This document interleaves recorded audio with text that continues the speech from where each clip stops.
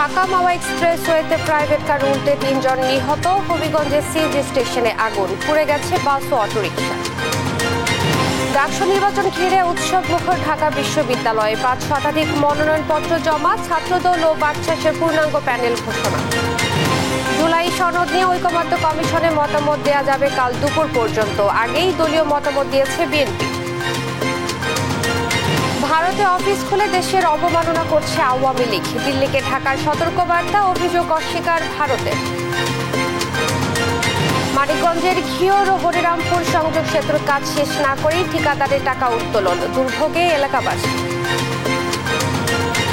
নরসিংদীর চরাঞ্চলে 6 বছরও শেষ হয়নি আশ্রয়কেন্দ্র নির্মাণের কাজ, ব্যবহারের আগেই নষ্টের পথে 3.5 কোটি টাকার ভবন। এবং এবার গাজা নগরীতে স্থল অভিযান ইসরায়েলের, চলছে বিমান হামলাও, প্রাণ গেছে আরো 81 ফিলিস্তিনি।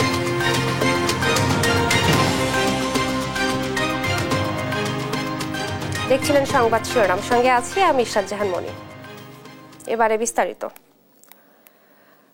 ঢাকা মাওয়া এক্সপ্রেসওয়েতে অতিরিক্ত গতির কারণে নিয়ন্ত্রণ হারিয়ে একটি প্রাইভেট কার উল্টে 3 জন নিহত হয়েছে, আহত হয়েছে আরও একজন।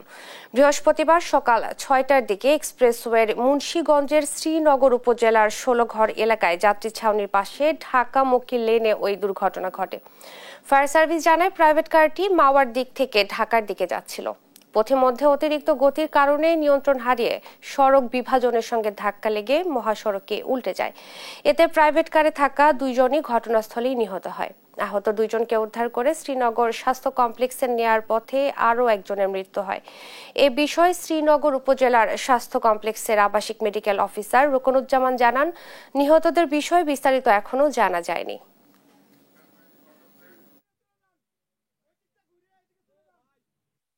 ঢাকা মাওয়া এক্সপ্রেসওয়ের 16 ঘর যাত্রী ছাউনির সামনে ঢাকামুখী একটি প্রাইভেট কার উল্টে যায়।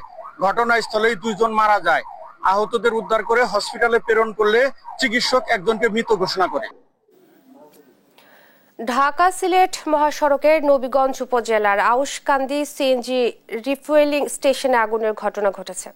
এতে 9টি সিএনজি অটোরিকশা ও একটি যাত্রীবাহী বাস সম্পূর্ণভাবে পুড়ে যায়। বৃহস্পতিবার সকাল 6টার দিকে হবিগঞ্জের নবীগঞ্জ উপজেলার আউশকান্দি ইউনিয়নের ওই স্টেশনে এ দুর্ঘটনা ঘটে। ফায়ার সার্ভিস জানায় সকালে একটি বাসে গ্যাস ভরার সময় হঠাৎ আগুন লেগে যায়। সে সময় বিকট শব্দ হয়, মুহূর্তেই আগুন চারদিকে ছড়িয়ে পড়ে। খবর পেয়ে নবীগঞ্জ ফায়ার সার্ভিস স্টেশনের একটি দল ঘটনাস্থলে পৌঁছে টানা 1.5 ঘন্টার চেষ্টায় আগুন নিয়ন্ত্রণে আনে। 6টার সময় আমরা এখান থেকে আউটে আসছি এবং 6:24 এখানে এসে আমরা পড়ছি। আমরা প্রথমে পাঁচকুল থেকে একটা লাইন খুলে আমরা ওই কাজ করা শুরু করি। এখন তো আগুন সম্পূর্ণ নিয়ন্ত্রণ, এখন সম্পূর্ণ নির্বাপন। উৎসব মুখর পরিবেশে ঢাকা বিশ্ববিদ্যালয় কেন্দ্রীয় ছাত্র সংসদ ডাকসু নির্বাচনের মনোনয়নপত্র জমা দিয়েছেন প্রার্থীরা। বুধবার সমাপনী দিনে ভিপি, জিএস সহ বিভিন্ন পদে মনোনয়নপত্র জমা পড়েছে 509টি। অপরাজেয় বাংলার পাদদেশে পূর্ণ প্যানেল ঘোষণা করে ছাত্রদল সভাপতি রাকিবুল ইসলাম রাকিব। হাসান আল মাহমুদকে সঙ্গে নিয়ে আলিমুজ্জামান সাফওয়ানের রিপোর্ট। বুধবার মনোনয়ন জমার শেষ দিনে ঢাকা বিশ্ববিদ্যালয়ের সিনেট ভবনে ডাকসুর নির্বাচনী কার্যালয়ে শিক্ষার্থীদের ভিড়। নানা হিসেব নিকেশ ও সমীকরণ মিলিয়ে দিনভর মনোনয়নপত্র জমা দেয় বিভিন্ন প্যানেল ও স্বতন্ত্র প্রার্থীরা। বুধবার দুপুরে অপরাজয় বাংলার পাদদেশে প্যানেল ঘোষণা করেন ছাত্রদল সভাপতি। ভিপি পদে আবিদুল ইসলাম খান ও জিএস পদে শেখ তানবীর বারী হামিম প্রতিদ্বন্দ্বিতা করবেন। ডাকসুর সহসভাপতি হিসাবে ছাত্রদল মোহাম্মদ আবিদুল ইসলাম খানকে মনোনীত করেছে। ডাকসুর জিএস সাধারণ সম্পাদক হিসাবে শেখ তানবীর বারী হামিমকে। সংগঠনের মনোনয়ন পেয়ে আবেগাপ্লুত হয়ে পড়েন আবিদ, আর শিক্ষার্থীদের পাশে থাকার অঙ্গীকার করেন হামিম। একটা চ্যালেঞ্জের মুখে আমরা 16 সাল থেকে বিশ্ববিদ্যালয়ে ভর্তি হওয়ার পর থেকে আজও পর্যন্ত চ্যালেঞ্জ ফেস করতে করতে আজকের এই জায়গাতে এসেছি। We 28 people are not above you. We are those who are among you, dear friends. আমরা আপনাদের সাথে আছি। শেষ দিনে মনোনয়নপত্র জমা দিয়েছে ডাকসু ফর চেঞ্জ, ছাত্রদল, স্বতন্ত্র শিক্ষার্থী ঐক্য, বৈষম্য বিরোধী শিক্ষার্থী সংসদ, প্রতিরোধ পর্ষদ এবং ইসলামী ছাত্র আন্দোলন সহ বিভিন্ন সংগঠন। তবে উমামা ফাতেমার নেতৃত্বে স্বতন্ত্র শিক্ষার্থী ঐক্য জানিয়েছে আলোচনার মাধ্যমে বৃহস্পতিবার পূর্ণাঙ্গ প্যানেল ঘোষণা করবেন তারা। 5 আগস্টের পরে ডান ডানের ঘরে ফিরে গিয়েছে, বাম বামের ঘরে ফিরে গিয়েছে, কিন্তু যাদের কোনো ঘর নাই তারা পরবর্তীতে আমরা সবাই মিলে ঐক্যবদ্ধ হয়ে আমরা নতুন একটা ছাত্র সংগঠন করি। আমাদের প্যানেলের নাম হচ্ছে স্বতন্ত্র শিক্ষার্থী ঐক্য। আমরা দাবি জানিয়েছি যে ব্যালট নাম্বার এবং নামের পাশে যেন প্রত্যেক ক্যান্ডিডেটের একটা সুস্পষ্ট ছবি থাকে। মনোনয়নপত্র জমা শেষে সাংবাদিকদের মুখোমুখি হন চিফ রিটার্নিং অফিসার। তিনি জানান আচরণবিধি লঙ্ঘনের কোনো অভিযোগ আসেনি, নিরপেক্ষভাবে কাজ করছে প্রশাসন। এই পর্যন্ত যে কয়টা অভিযোগ আপনাদের সামনে তো করেছে তারা, সাথে সাথে আমাদের সম্মানিত কমিশনের সদস্যগণ তাদেরকে সতর্ক করে দিয়েছেন এবং তারা মেনে গেছে। কোটা সংস্কারের দাবিতে আন্দোলনে ছাত্রলীগের হামলার শিকার শিক্ষার্থী সানজিদ আহমেদ তন্নির প্রতি সম্মান জানিয়ে ছাত্রদল সহ বেশিরভাগ ছাত্র সংগঠন তাদের প্যানেলে গবেষণা ও প্রকাশনা সম্পাদক পদটি খালি রেখেছে। আলিমুজ্জামান সাফওয়ান, দেশ টিভি, ঢাকা। জুলাই সনদ নিয়ে রাজনৈতিক দলগুলোর মতামত জমাদানের সময় আগামীকাল 22 আগস্ট বিকেল 3টা পর্যন্ত বাড়ানো হয়েছে। বুধবার জাতীয় ঐকমত্য কমিশনের জনসংযোগ বিভাগ থেকে তথ্য জানানো হয়।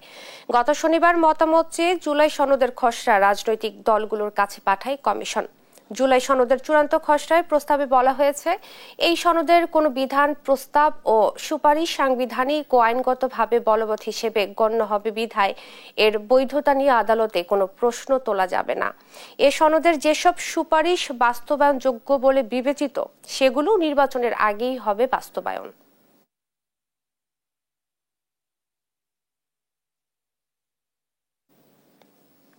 জুলাই সনদ নিয়ে দলীয় মতামত ঐকমত্য কমিশনে জমা দিয়েছে বিএনপি।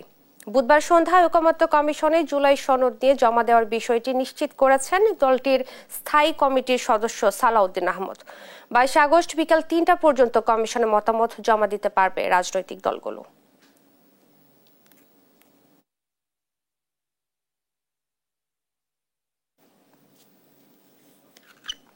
ভারতে অবস্থানরত আওয়ামী লীগের নেতাকর্মীরা বাংলাদেশ বিরোধী কার্যকলাপ বা ভারতীয় আইন পরিপন্থী কর্মকাণ্ডে জড়িত কিনা সে সম্পর্কে অবগত নয় ভারত সরকার। বুধবার দেশটির পররাষ্ট্র দপ্তর ওয়েবসাইটে এ নিয়ে বিজ্ঞপ্তি প্রকাশ করেছে।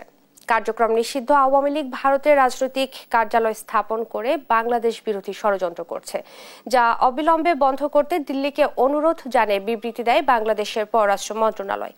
জবাবে পাল্টা বিজ্ঞপ্তিতে ভারতের পররাষ্ট্র মন্ত্রণালয়ের মুখপাত্র রণধীর জয়সওয়াল জানান, ভারতের মাটিতে থেকে অন্য দেশের বিরুদ্ধে রাজনৈতিক কার্যকলাপ পরিচালনার অনুমতি দেয় না দেশটি। এ বিবৃতিকে বিভ্রান্তিকর উল্লেখ করে জনগণের আকাঙ্ক্ষা এবং ম্যান্ডেট নিশ্চিতে বাংলাদেশে দ্রুত নির্বাচন দেওয়ার প্রত্যাশার কথা জানান তিনি।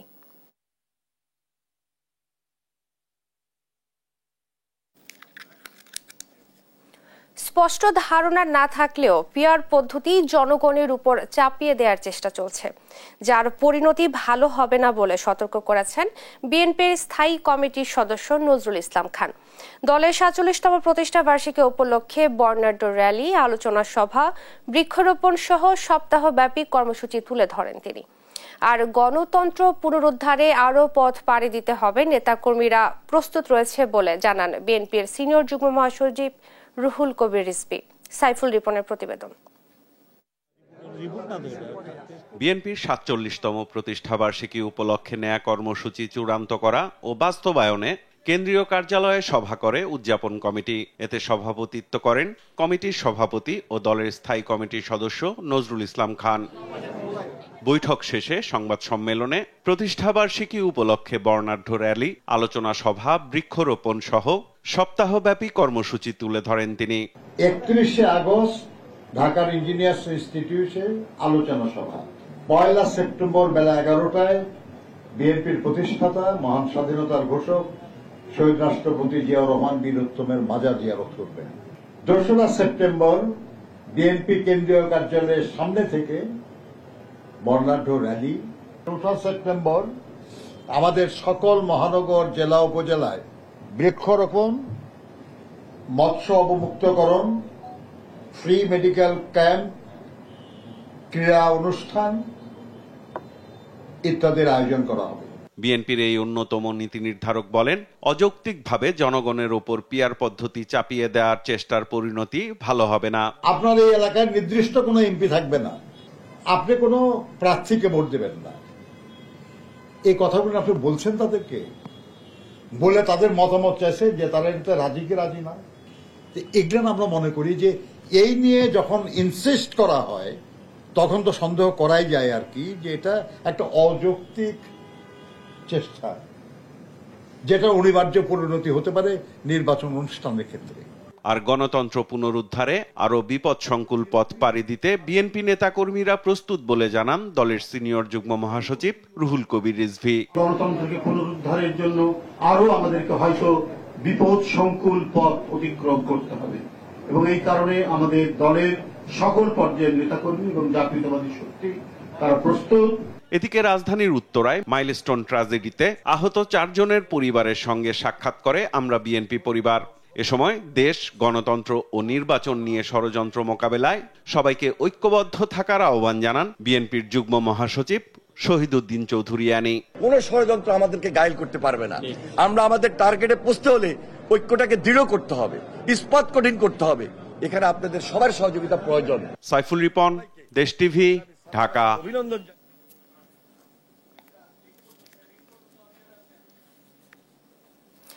সংবাদের শুরুতেই বলছিলাম ঢাকা মাওয়া এক্সপ্রেসওয়ের প্রাইভেট কার উল্টে 3 জন নিহতের ঘটনার কথা, এবং এই ব্যাপারেই সর্বশেষ জানাতে ঘটনাস্থল থেকে সরাসরি যুক্ত হচ্ছেন সহকর্মী সুমিত সরকার। সুমন, আপনার কাছে জানতে চাইবো যে এখন ওখানকার পরিস্থিতি কেমন দেখছেন এবং নিহতদের পরিচয় পাওয়া গেছে কিনা জানাবেন।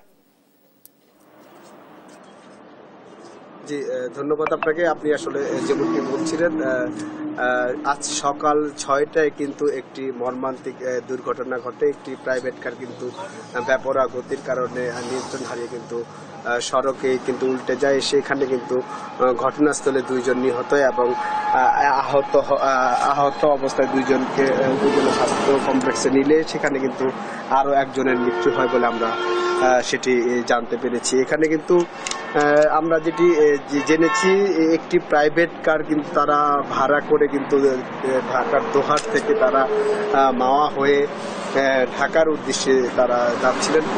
আসলে শ্রীনগরের 16 এলাকায় কিন্তু নিয়ন্ত্রণ হারিয়ে আসলে প্রাইভেট কারটি সড়কে উল্টে যায়। এতে কিন্তু 3 জন নিহত এবং 1 জন আহত হয় আমরা আসলে জানতে পেরেছি। তারা কিন্তু এখানে আমরা স্বজনের সাথে কথা বলছি, তারা কিন্তু যেটি জানিয়েছেন যে আসলে তারা একটি প্রাইভেট কার ভাড়া করে তারা কিন্তু ঢাকায় যাচ্ছিলেন এবং পথিমধ্যে 16 ঘর এলাকায় আসলে একটি প্রাইভেট কারের যেই চালক, সেই চালক আসলে বাথরুমে গেলে সেই চালক বাথরুমে গেলে এবং এখানে যারা ছিলেন 4 জনের মধ্যে কিন্তু 1 জন সেই গাড়িটি আসলে তারা চালিয়ে যাওয়ার পরে কিন্তু আসলে এই দুর্ঘটনা ঘটে বলে আমরা এখানকার স্বজন যারা রয়েছেন তারা সেটি নিশ্চিত করেছেন। এখন কিন্তু হাইওয়ে থানায় কিন্তু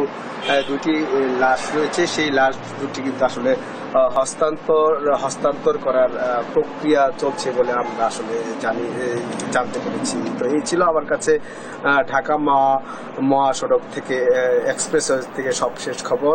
আমরা পরবর্তী সংবাদে আরো বিস্তারিত জানাবো। এই ছিল আমার কাছে সবশেষ খবর। ধন্যবাদ আপনাকে। ঢাকা মাওয়া এক্সপ্রেসওয়েতে সড়ক দুর্ঘটনার ঘটনা ঘটেছে এবং এই ব্যাপারে বিস্তারিত জানাচ্ছিলেন সহকর্মী সুমিত সরকার। সুমন,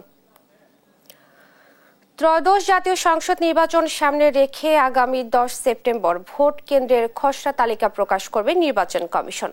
এদিকে বাংলাদেশি পাসপোর্ট না থাকলেও এখন থেকে বিদেশে বসবাসরত প্রবাসীরা জাতীয় পরিচয়পত্র সংগ্রহ করে ভোটার হতে পারবেন বলে জানিয়েছে নির্বাচন কমিশন। শিউলি রায়ের রিপোর্ট, জানাচ্ছেন মাহবুব তামিম। বুধবার নির্বাচন কমিশনের এনআইডি অনুবিভাগ থেকে সংশোধিত স্ট্যান্ডার্ড অপারেটিং প্রসিডিওর এসওপি জারি করা হয়। প্রবাসীদের ভোটার হওয়া এবং জাতীয় পরিচয়পত্র গ্রহণের ক্ষেত্রে পাসপোর্ট না থাকলেও বিকল্প উপায়ে পরিচয় যাচাই করে নিবন্ধনের সুযোগ থাকবে এবার। এদিকে 10 সেপ্টেম্বর ভোট কেন্দ্র খসড়া প্রকাশ করবে নির্বাচন কমিশন। খসড়া ভোট কেন্দ্রের তালিকার উপর দাবি বা আপত্তি গ্রহণের শেষ দিন 25 সেপ্টেম্বর, আর তালিকা চূড়ান্ত করা হবে 20 অক্টোবর। এদিন বিকেলে রাজধানীর আগারগাঁওয়ে নির্বাচন কমিশন সচিবালয়ে সিইসির সঙ্গে বৈঠক করেন AB party chairman Mujibur Rahman Manju. বৈঠক শেষে তিনি বলেন, ভালো নির্বাচন ও সুষ্ঠু নির্বাচনের জন্য প্রধান নির্বাচন কমিশনকে 9 দফা প্রস্তাব দিয়েছে এবি পার্টি। অনেক লম্বা আলোচনা হয়েছে আমরা একটা 9 দফা আমাদের প্রস্তাবনা ওনাদের কাছে আনুষ্ঠানিকভাবে হস্তান্তর করেছি। আর এর বাইরে নির্বাচনের সংখ্যা নিয়ে, নির্বাচনের কি কি বিষয় আসতে পারে, আমাদের অনানুষ্ঠানিক অনেকগুলো আলোচনা হয়েছে। আইন শৃঙ্খলা পরিস্থিতি নিয়ন্ত্রণ করতে পারবে না বলে শঙ্কা প্রকাশ করেন তিনি। এটা আমাদের আইন শৃঙ্খলার দায়িত্বে নিয়োজিত পুলিশ, আর্মি, তারপর আনসার যারা আছেন, আমাদের আশঙ্কা যে তারা সঠিকভাবে সেটা নিয়ন্ত্রণ করতে নাও পারতে পারেন, কারণ ইতিমধ্যে যে বিভিন্ন ঘটনা ঘটেছে সেটা নিয়ে আমাদের মধ্যে এই শঙ্কাটা জাগ্রত হয়েছে। ফলে আমরা একটা প্রস্তাব দিয়েছি ওনাদেরকে যে যারা ভোটার নয়, এরকম তরুণ ছাত্র যারা আছে, বিশেষ করে স্কুল স্টুডেন্ট যারা আছে, তাদেরকে এক ধরনের কেন্দ্রভিত্তিক স্বেচ্ছাসেবক নির্বাচন কমিশন নিয়োগ করতে পারে কিনা। মাহবুব তামিম, দেশ টিভি, ঢাকা। 21 আগস্ট গ্রেনেড হামলার দিন আজ। 21 বছর আগে 2004 সালের এই দিনে রাজধানীর বঙ্গবন্ধু এভিনিউ আওয়ামী লীগের সমাবেশে গ্রেনেড হামলায় 24 জন নিহত হন। ভয়াবহ ওই হামলায় কয়েকশো মানুষ আহত হন। এ ঘটনায় সাবেক স্বরাষ্ট্র প্রতিমন্ত্রী লুৎফুজ্জামান বাবর সহ 19 জনকে মৃত্যুদণ্ড দিয়েছিলেন বিচারিক আদালত। তারেক রহমান সহ 19 জনকে দেয়া হয় যাবজ্জীবন কারাদণ্ড।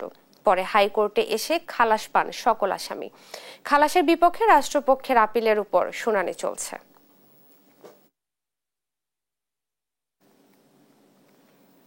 রাজনৈতিক দলগুলোর ঐকমত্য না থাকায় জাতীয় নির্বাচনের আগে স্থানীয় সরকার নির্বাচন সম্ভব নয় বলে জানিয়েছেন স্থানীয় সরকার উপদেষ্টা আসিফ মাহমুদ ভুঁইয়া। বুধবার রংপুরে জুলাই বিপ্লবের শহীদ আবু সাইদের স্মৃতিস্তম্ভে শ্রদ্ধা জানাতে গিয়ে তিনি কথা বলেন। তিনি বলেন, জনগণের ভোগান্তি বিবেচনায় নির্বাচিত প্রতিনিধিদের প্রত্যাহার করা হয়নি। ফেব্রুয়ারিতেই নির্বাচন আয়োজনের প্রস্তুতি চলছে বলে জানান উপদেষ্টা। পরে জুলাই 36 গোল্ড কাপ ফুটবল টুর্নামেন্টের সমাপনী বক্তব্যে আসিফ মাহমুদ বলেন, শীঘ্রই রংপুরে বিভাগীয় স্টেডিয়াম নির্মাণ করা হবে।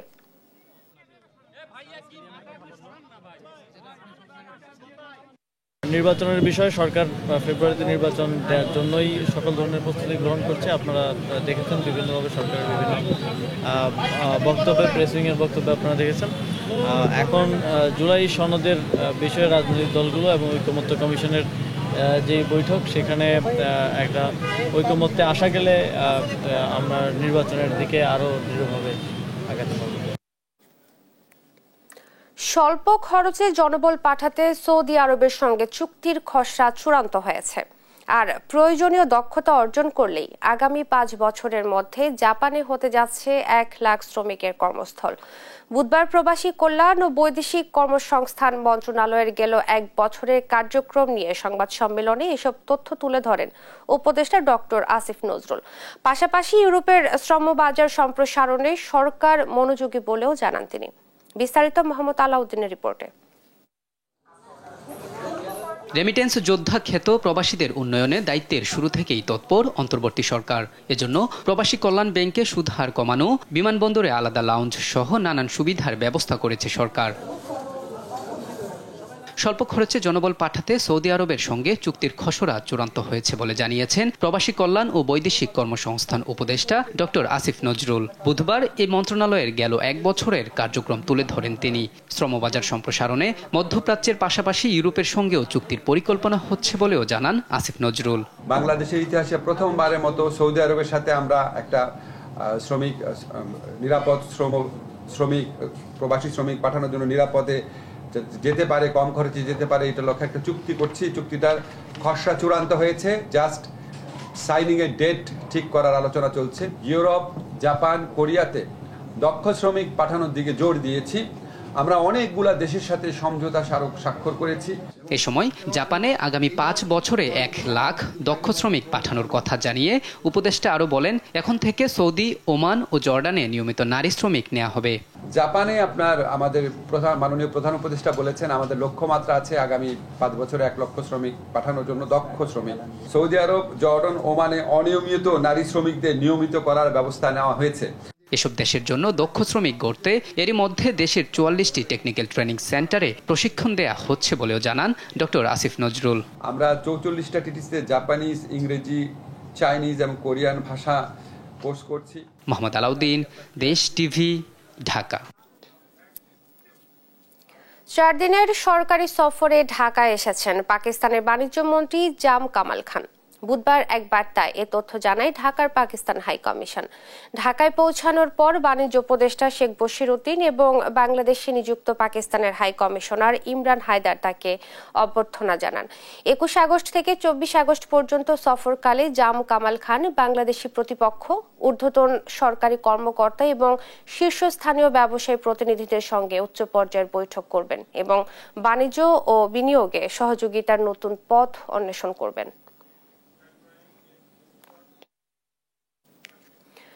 ডিপ্লোমা প্রকৌশলীদের অযৌক্তিক দাবি এবং বিএসসি প্রকৌশলীদের কটাক্ষ করার প্রতিবাদে বিক্ষোভ করেছেন বুয়েট ও ঢাকা বিশ্ববিদ্যালয়ের প্রকৌশলী অনুষদের শিক্ষার্থীরা। গত মধ্যরাতে ঢাকা বিশ্ববিদ্যালয়ের রাজু ভাস্কর্যে জড়ো হয়ে এ প্রতিবাদ জানান তারা। শিক্ষার্থীরা বলেন, টেকনিশিয়ান হয়েও প্রকৌশলী উপাধি দাবি করে সব সরকারি প্রকল্পে কোটা চাচ্ছেন ডিপ্লোমা ডিগ্রিধারীরা। এতে বিএসসি প্রকৌশলীদের প্রতিযোগিতার সুযোগ হরণ করা হচ্ছে, যা প্রকৌশল শিক্ষা ও জাতীয় উন্নয়নের জন্য ভয়াবহ হুমকি।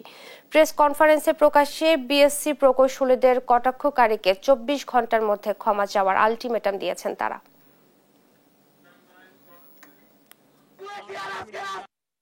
যারা প্রকৃত প্রকৌশলী হওয়ার যোগ্যতাই রাখে না, তারা যখন সহিংসতার মাধ্যমে প্রকৌশলীর আসন ছিনিয়ে নিতে চেয়েছিল, এটি শুধু অশালীন নয়, সরাসরি প্রকৌশল শিক্ষা ও পেশাজীবী সমাজকে অপমান করা। এটি শুধু বুয়েটের আন্দোলন না, এটি সবার আন্দোলন, সব প্রকৌশলীর আন্দোলন। সাতক্ষীরার ভোমরা স্থলবন্দর দিয়ে 3 দিনে প্রায় 2000 টন পেঁয়াজ দেশে প্রবেশ করেছে। সরবরাহ বাড়ায় কমতে শুরু করেছে পেঁয়াজের দাম। এ নিয়ে আরো জানাতে সরাসরি যুক্ত হচ্ছেন সহকর্মী শরীফুল্লাহ কায়সার সুমন। সুমন, কেজি প্রতি পেঁয়াজ কত টাকা করে কমেছে জানাবেন?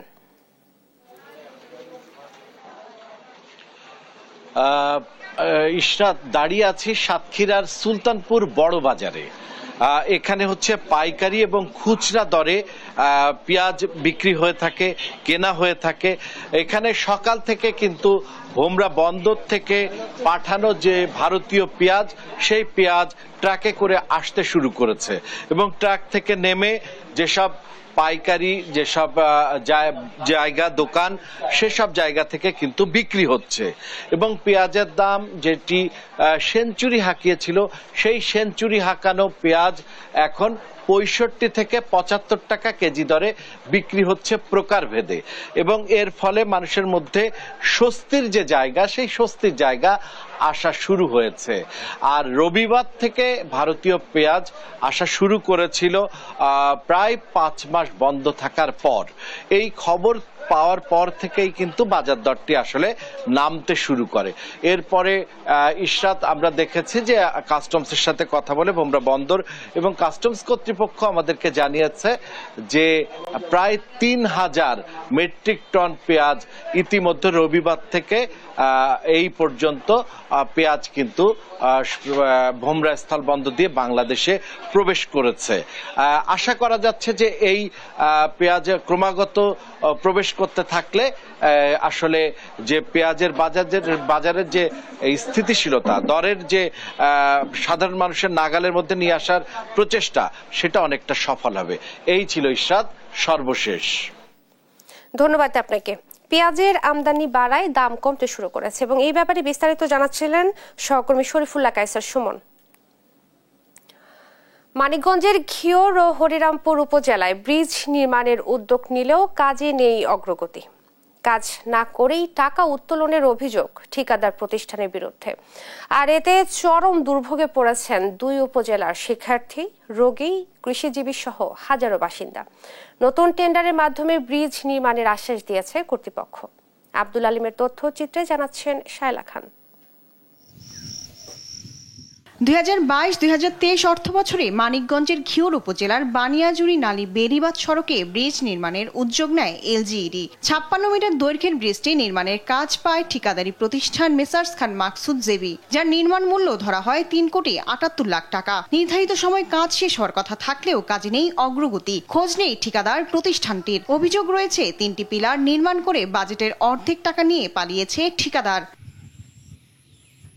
বিকল্প পথ না থাকায় ভোগান্তিতে আছে দুই পারের মানুষ। ঝুঁকি নিয়ে বাঁশের সাঁকো দিয়ে পারাপার হচ্ছে ছাত্রছাত্রী সহ স্থানীয় বাসিন্দারা। কৃষিপণ্য বাজারজাতেও বাড়ছে সময় ও খরচ, এতে ক্ষতির মুখে কৃষকরা। তাই দ্রুত ব্রিজটি নির্মাণের দাবি এলাকাবাসীর। আশা পাই না, অনেক পোলাপানি এখান থেকে পড়ে যায়, আবার বাড়ি চলে লাগে, আবার এখান দিয়ে হাঁটা যায় না, রাস্তা পাকা হয় না, আসার খাওয়া লাগে এখান দিয়ে।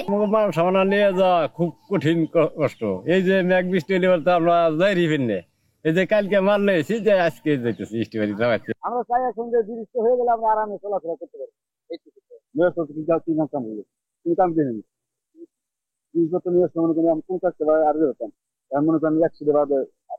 কাজে অবহেলা সহ নানা অভিযোগ করেন স্থানীয় এই জনপ্রতিনিধি। দ্রুত ব্রিজটির কাজ শেষ করার দাবি জানান তিনি। কন্ট্রাক্টরের কোনো তৎপরতা আমি দেখছি না, তো আমি কর্তৃপক্ষের কাছে বিশেষভাবে অনুরোধ রাখবো এই ব্রিজটা কিভাবে যত দ্রুত সম্ভব করা যায় সেটা ব্যবস্থা নেওয়ার জন্য। এদিকে ঠিকাদারি প্রতিষ্ঠানের সঙ্গে চুক্তি বাতিলের প্রক্রিয়ার কথা জানিয়েছে এলজিইডি। দ্রুত ব্রিজটি নির্মাণ সহ স্থানীয়দের যাতায়াতে ব্যবস্থা নেওয়ার কথা জানান নির্বাহী প্রকৌশলী। ইতিমধ্যে কাজটি বাতিলের প্রক্রিয়া গ্রহণ করেছি। আমরা প্রকল্প পরিচালক মহোদয়ের দপ্তরে বাতিলের প্রস্তাব প্রেরণ করেছি। অনুমোদন প্রাপ্তির পর আমরা নতুন ঠিকাদার নিয়োগ করে কাজ বাস্তবায়নের ব্যবস্থা গ্রহণ করব। ঘিওর ও হরিরামপুর উপজেলার মানুষের ভোগান্তি কমাতে শুধু আশ্বাস নয়, তার বাস্তবায়ন দেখতে চায় এলাকাবাসী। শায়লা খান, নিউজ ডেস্ক, দেশ টিভি। নরসিংদীর রায়পুরা চরাঞ্চলের 6টি ইউনিয়ন প্রতি বছরই নদী ভাঙন ও দুর্যোগে ক্ষতিগ্রস্ত হয়। এ কারণে 2019 সালে আশ্রয় কেন্দ্র নির্মাণ শুরু করে মেসার্স মামুন এন্টারপ্রাইজ। তবে সময় মতো কাজ শেষ না হওয়ায় ব্যবহারের আগেই ভবনটি নষ্ট হয়ে যাচ্ছে। সহকর্মী বিনা আক্তারে পাঠানো তথ্য ছবিতে জানাচ্ছেন অঙ্কন চৌধুরী। নরসিংদীর মির্জা ইউনিয়ন বন্যাপ্রবণ হওয়ায় 2019 সালে বন্যা আশ্রয়কেন্দ্র নির্মাণের অনুমতি পায় মেসার্স মামুন এন্টারপ্রাইজ। ব্যয় ধরা হয় 3,06 লাখ টাকা। 2021 সালের মধ্যে কাজ শেষ হওয়ার কথা থাকলেও 6 বছরে ভবন নির্মাণের কাজ শেষ হয়নি। অসমাপ্ত অবস্থায় পড়ে থাকায় ভবনটি এখন বখাটে এবং মাদকসেবীদের আড্ডাস্থলে পরিণত হয়েছে। আশ্রয় কেন্দ্রটি নির্মাণ কাজ শেষ হলে এটি পাঠদানের পাশাপাশি দুর্যোগকালে বন্যার্তদের আশ্রয় ব্যবহার করা যেত বলে জানান স্থানীয়রা। আমরা যদি সুন্দরভাবে করতে পারি, এখানে আইসা বন্যা হলে আমরা আশ্রয় নিতে পারি, এই জন্য এটা সুন্দরভাবে চালু। আমাদের এই কাজ না হওয়াতে বিভিন্ন এলাকার বিভিন্ন খারাপ ছেলেরা, বাজে ছেলেরা এখানে এসে নেশা করতেছে। এখানে যে কাজ করছে কাজের মানও খুব খারাপ, যতটুকুই করছে। শ্রমিক সংকট ও অভ্যন্তরীণ কোন্দলের কারণে কাজ বন্ধ থাকার কথা জানান ঠিকাদারি প্রতিষ্ঠান। চরের কোন নির্মাণ শ্রমিকই এখানে কাজ করে না। নির্মাণ শ্রমিকগুলো সব বাইরে, দক্ষিণাঞ্চল থেকে উত্তরাঞ্চল থেকে আসে, কথা বুঝছেন? তো ওই বিভিন্ন সময়ে চরের যে অভ্যন্তরীণ যে লোকগুলো আছে, গ্যাঞ্জাম আছে, গ্যাঞ্জাম দেখতে ওই লোকগুলো আর থাকে না। ঠিকাদারের সঙ্গে যোগাযোগ করা হলে কোনো ধরনের সাড়া মিলছে না বলে জানান উপজেলার প্রকল্প বাস্তবায়ন কর্মকর্তা। দেরি হলো কেন আসলে এটা আমি সঠিক জানি না। আসলে এটা যেহেতু অনেক আগের কাজ, তো তাকে আমরা ধরতেই পারিনি, মানে তার সাথে যোগাযোগ করতে পারিনি। আশ্রয় কেন্দ্রে অবশিষ্ট কাজ দ্রুত শেষ হওয়ার আশ্বাস দেন উপজেলা নির্বাহী কর্মকর্তা। ঠিকাদারকে বলেছি যেন দ্রুত এই কাজটি আমাদেরকে শেষ করে দেয়। ফিনিশিং পর্যায়ে রয়েছে, এই কাজটা শেষ করলে আমাদের থেকে আমরা সেটি বুঝিয়ে নেব। দ্রুত আশ্রয় কেন্দ্রের কাজ শেষ করে ব্যবহার উপযোগী করে তোলার দাবি স্থানীয়দের। অঙ্কন চৌধুরী, নিউজ ডেস্ক, দেশ টিভি। মেহেরপুরে পাটের ভালো ফলন হলেও কাঙ্ক্ষিত দাম না পাওয়ায় হতাশ কৃষকরা। শ্রমিকের মজুরি, বীজ, সার সহ উৎপাদনে বেড়েছে খরচ। এবছর পাটের দাম মণ প্রতি 4 থেকে 4.5 হাজার টাকা নির্ধারণের দাবি চাষিদের। পাটের ন্যায্য মূল্য নিশ্চিতে কাজ করা হচ্ছে বলে দাবি কৃষি বিভাগের। আক্তারুজ্জামানের তথ্য ছবিতে জানাচ্ছেন শামীম হোসেন। মেহেরপুর জেলায় প্রতি বছরের তুলনায় এবছর পাটের বাম্পার ফলন হয়েছে, কিন্তু কাঙ্ক্ষিত দাম না পাওয়ায় হতাশ কৃষকরা। সার, কীটনাশক, পরিবহন খরচ ও শ্রমিকের মজুরি আগের তুলনায় দ্বিগুণ হওয়ায় চিন্তায় পড়ে গেছেন কৃষকরা। উৎপাদন খরচ এভাবে ঊর্ধ্বমুখী হতে থাকলে আগামীতে পাট চাষে উৎসাহ হারাতে পারেন চাষিরা। তাই পাট চাষে চাষিদের উদ্বুদ্ধ করা সহ উৎপাদনে ব্যবহৃত সামগ্রী সহজলভ্য করার দাবি সংশ্লিষ্টদের। পাট চাষে যে ব্যাপক খরচ এই বছরে, আপনার মজুরি থেকে শুরু করে সারের দাম সব দিক দিয়ে অনেক অনেক এক্সপেন্সিভ হয়ে গেছে। আপনার এখন যদি পাটের দাম একটু বাড়ানো না হয় তাহলে চাষিরা আগামী দিনে পাট চাষ থেকে অনীহা হয়ে যাবে। আমরা তো পাটের দাম পাচ্ছি না, আমাদের তো খরচ বেশি হচ্ছে, আমরা কিভাবে চলবো সংসারে? আমাদের তো খুব কষ্ট হয়ে যাচ্ছে। আমাদের যদি 4,500 টাকা করে পাটের দামটা পেতাম তাহলে আমরা চাষি আমলে বাজারে থাকতে পারতাম। পাটে তো লাভ হচ্ছে না আমাদের, আগামীতে তাই তো এরকম লাভ নাই, পাট বুনবো না। সার্বিক সহযোগিতা সহ চাষিদের ন্যায্য মূল্য নিশ্চিতে কাজ করার কথা জানান এই কৃষি কর্মকর্তা। আমরা কৃষকদের পাশে আছি এবং কৃষকরা যেন ন্যায্য মূল্য পায়, সঠিক মূল্য পায়, কোনো দালাল বা অন্যান্য থেকে প্রতারিত না হয়, এর জন্য আমরা মাঠে। মেহেরপুর জেলায় এবছর 16,630 হেক্টর জমিতে পাট চাষ হয়েছে বলে জানায় কৃষি বিভাগ। শামীম হোসেন, নিউজ ডেস্ক, দেশ টিভি। লিবিয়ার ডিটেনশন সেন্টার থেকে 175 জন বাংলাদেশিকে দেশে পাঠানো হয়েছে। সবশেষ খবর জানাতে হযরত শাহজালাল আন্তর্জাতিক বিমানবন্দরে রয়েছেন সহকর্মী তারেক মাহমুদ সুজন। তারেক, আপনি তো সেখানে রয়েছেন, তাদের সম্পর্কে কি কি তথ্য রয়েছে আপনার কাছে জানাবেন?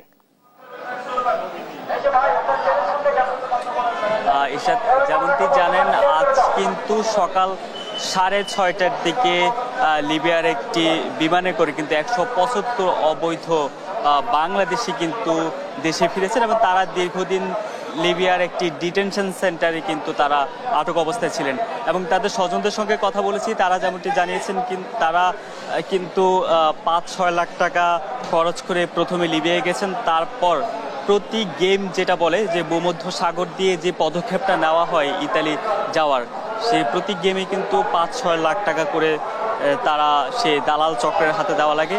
একই সঙ্গে অনেকেই আছে যারা একাধিক 6-7 এবং 10-12 মতো এরকম পদক্ষেপ নেয়। এর মধ্যে আপনি জানেন অনেকে কিন্তু এই ভূমধ্য সাগরের দুর্ঘটনায় নিহত হয় এবং সেই দেশের যে আইন শৃঙ্খলা রক্ষাকারী বাহিনী তাদের হাতে আটক হয়ে বিভিন্ন ডিটেনশন সেন্টারে কিন্তু তাদেরকে আটক রাখা হয়। ডিটেনশন সেন্টারে আটক থাকা অবস্থায়ও কিন্তু দালাল চক্র আবার 4-5 লাখ টাকা দিয়ে তাদেরকে সেই জায়গাটা থেকে ছাড়িয়ে এনে আবার কিন্তু তাদেরকে তাদের সেই কাঙ্ক্ষিত গেম অর্থাৎ ভূমধ্য সাগরে ট্রলার বা নৌকা যোগে ইতালি যাওয়ার যে পদক্ষেপ, সে পদক্ষেপে কিন্তু তারা আবারও নাম দেয়। তো আপনি জানেন দীর্ঘদিন ধরেই কিন্তু ভূমধ্য সাগরের সেই তীরবর্তী দেশ লিবিয়া থেকে কিন্তু কয়েক দফায় বাংলাদেশি অবৈধ অভিবাসীরা দেশে ফিরেছেন। এর আগেও আমরা জুনও কিন্তু দেখেছি 158 জনের একটি ফ্লাইট কিন্তু বাংলাদেশে এসেছে।